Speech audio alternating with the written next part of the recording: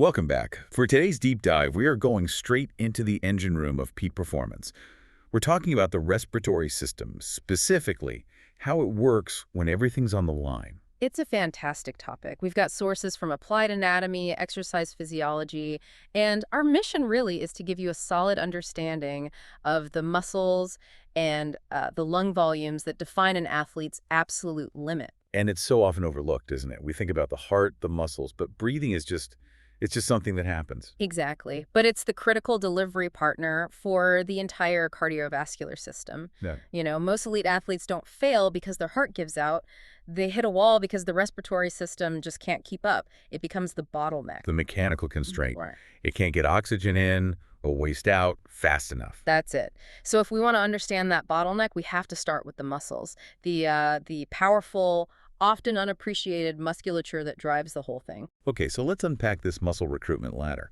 We all get the basics, the diaphragm, the intercostals doing their thing at rest. Right, the quiet work. But when an athlete is at 90, maybe 100% exertion, the body calls in what you can only describe as an emergency crew. That's the perfect way to put it. The whole game changes. At rest, inspiration is elegant.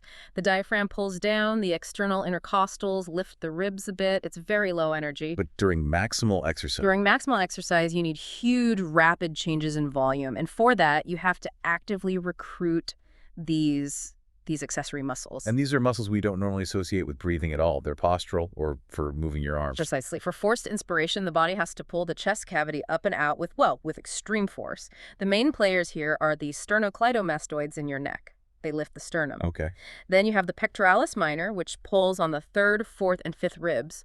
And critically, the scalenes, which lift the top two ribs right up. Which explains so much. Yeah. You see marathoners in that final mile or sprinter after the finish line, and they're using their entire neck and shoulders just to breathe. It's a full body effort. It's a desperate attempt to maximize that inhaled volume.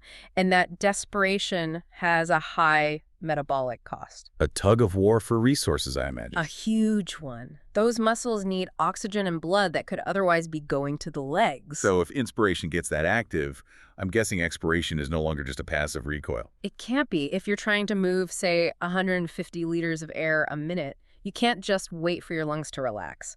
Force expiration needs its own set of muscles to act like a powerful plunger. Pushing the air out. So who's on that team? The main players there are the internal intercostals. They pull the rib cage down and in.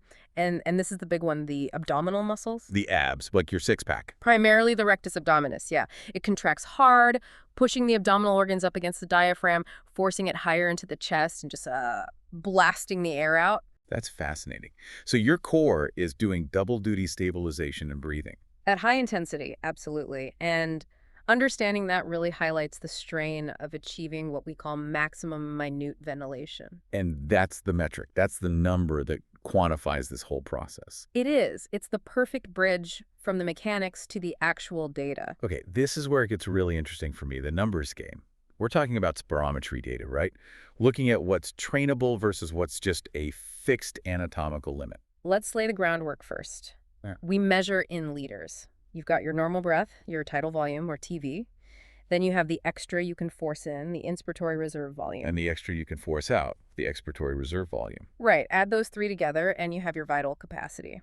But for performance, the number that matters most is minute ventilation. Which is just your tidal volume times how many breaths you take per minute, the total amount of air you move. Exactly. And while your vital capacity might be sort of fixed by your anatomy, you can only get so much air in your chest. Training radically changes how you use that volume. But first, you mentioned there's some air that never leaves.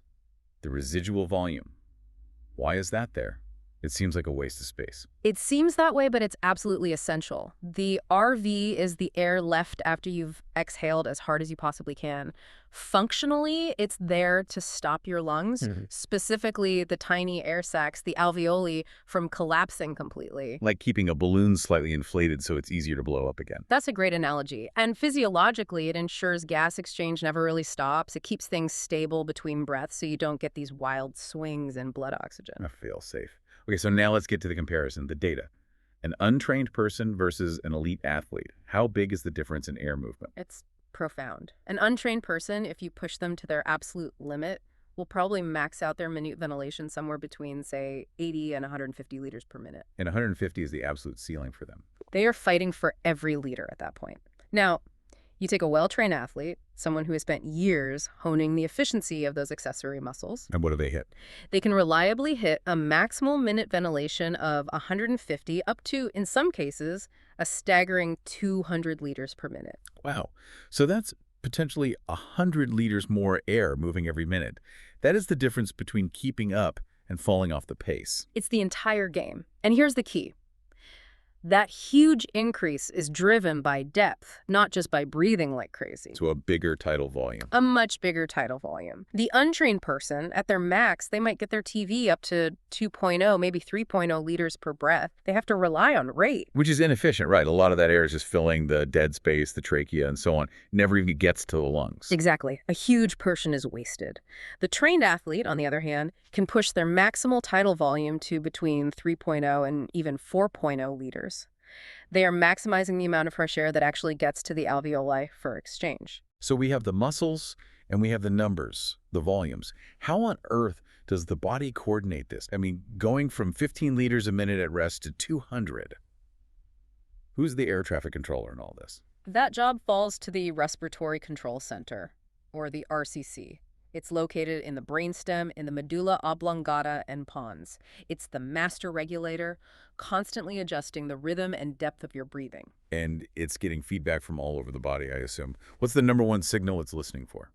You might think it's low oxygen, but initially it's not. The most important signals come from chemoreceptors, and they're mostly concerned with high acidity. Acidity from carbon dioxide. From CO2 and lactic acid, yes. As they build up during intense exercise, your blood pH drops. The central chemoreceptors in the brain are incredibly sensitive to this change. So a drop in pH is the fire alarm. It's the immediate screaming fire alarm. If CO2 rises and pH drops, the RCC instantly commands an increase in breathing rate and depth. The primary goal is to blow off that excess CO2 to bring the pH back into balance. So when you're panting, you're not just gasping for oxygen, you're desperately trying to manage your blood chemistry. That's the primary driver. The peripheral chemoreceptors, which do sense oxygen, really only take over when levels get dangerously low. What about the physical side? Are there any safety mechanisms to stop you from, breathing too deep and damaging yourself? There are. That's where mechanoreceptors and stretch receptors come into play. There's a specific protective reflex called the Herring-Brewer reflex. Okay, what does that do? You have stretch receptors in the walls of your airways. When you take a really deep breath, they get stretched to their limit and send an inhibitory signal back to the RCC that says, okay, stop inhaling now. It prevents you from overinflating and tearing lung tissue. A hard mechanical safety stop. And I guess hormones play a role too, like adrenaline. Oh, for sure. Adrenaline gives a top-down signal to the RCC, priming the whole system for high output even before the metabolic waste starts to accumulate. It's an incredibly complex feedback loop. So let's tie it all together. The massive volumes, the intricate regulation. How does that translate to the actual goal? Getting oxygen molecules into the muscle cells. It all comes down to maintaining the steepest possible diffusion gradient. That's the key concept.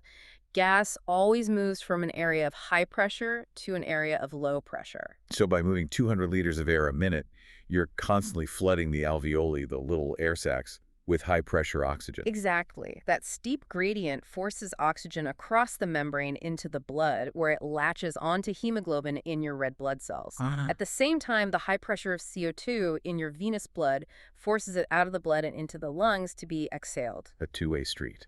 And when that oxygen-rich blood gets to the muscles, there's a handoff. The muscle cells contain a different protein called myoglobin. It has an even stronger attraction to oxygen than hemoglobin does. So it basically rips the oxygen off the hemoglobin as it flows by. It does. And it acts as a little local oxygen reservoir right there in the muscle, ready for the mitochondria to use for energy production. The whole system is designed for this efficient transport and handoff. And if that minute ventilation capacity isn't high enough, the whole chain breaks down. The gradient flattens, the pressure of oxygen in the lungs drops, diffusion slows to a crawl, and the muscles starve. You're forced into less efficient anaerobic metabolism, and you have to slow down. That is the constraint we talked about right at the start. It all comes back to the mechanics and the volumes. From the quiet work of the diaphragm to the rectus abdominis forcing out 200 liters a minute, all controlled by the RCC's reaction to blood acidity.